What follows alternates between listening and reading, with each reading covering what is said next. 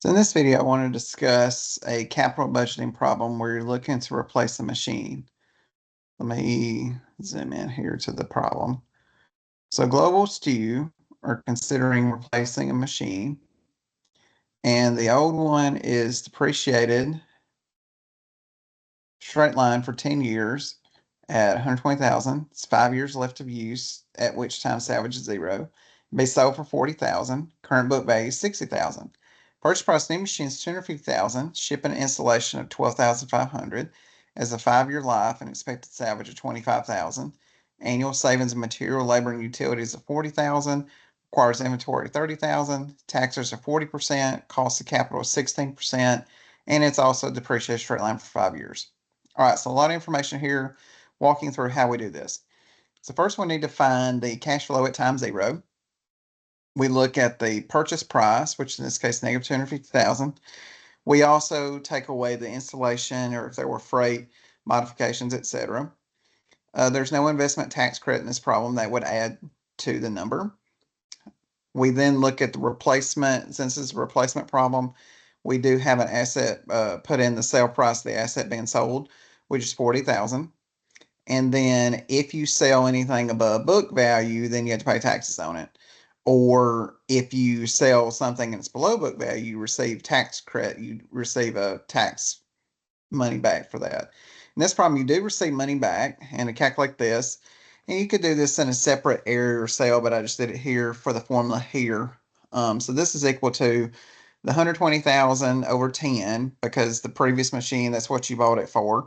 It's depreciated over 10 years and or over 10 years, but in this case, calculating its book value times 5, what's left over, minus 0, which would be the projected salvage value amount, minus what you sold it for. So that's the 40,000 there. And then we multiply that by the tax rate, which is 40%. So that's where that D18 is. I'll use that below here in a minute too again.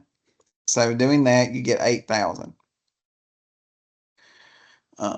So in other words, the value of the machine was worth 60,000. You sold it for 40, so you could have sold it for more. So you technically lost 20,000 on the sale. So then 20,000 times that D18 gets you back 8,000 in credits. The operating cash flow, to calculate this is just where we sum up all the previous numbers. The required investment in working capital, in this case, totaling the problem, that's negative 30,000. You have to invest in additional, get this project off the ground. So that would cost you 244,500.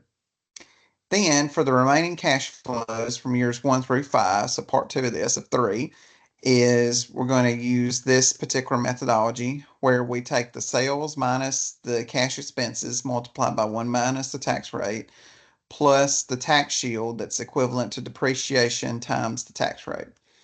So in this particular problem, we're going to be saving $40,000 every period. So just put minus 40,000 there. Tax rate's 40%, so that carries over across. And then to calculate this next one here, the depreciation amount, that's going to be equal to minus parentheses C4 plus C5. So we depreciate both the purchase price and the installation. And then we, in that parentheses, divide it by 5. It's depreciated over 5 years. And then we subtract from it because we're looking at a replacement problem in this case. We look at everything after tax, and we also look at the incremental changes. So we don't look at the overall amount, but the incremental changes. So the previous depreciation amount was 120,000 over 10 because it was also straight line. So the difference in that would yield a difference depreciation of 40,500. Okay. So then we total up our operating cash flows. This one here, I just carried it over previously. And then we had no changes in working capital throughout the periods. So then that 40,200, which is calculated using this formula over here, if we put in all the data, that then gets you the operating cash flow for each year. All right, next step is for step 3, we got to calculate the cash flow of the terminal. So we have to add back the asset, salvage value, taxes, And note that this is equal to the capital gain or loss times negative tax rate. And then we recoup our working capital. So then scroll over here, the termination happens in year 5. First piece is that 25,000. That's how much we would sell the machine for. And then the next one here, the salvage value of the machine would be 0. So we sell it 25,000 above what the salvage is since it's fully depreciated. So I take that number times minus D18, that 40%. So I would owe $10,000 in taxes.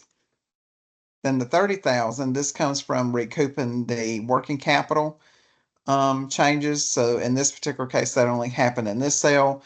But if I had additional modifications, pluses or minus, etc., I would add to that number as well to get this final answer here. So I guess technically what I could do is just plus some and then add if there were anything happening there. Because all that money would come back in theory. Sometimes some of the money may or may not come back, but generally most, if not all of it, would come back. And then that gets us our final terminal, which is just equal to the sum of those three numbers there. Coming down here, what I've done is this is the after-tax operating cash flow for everything.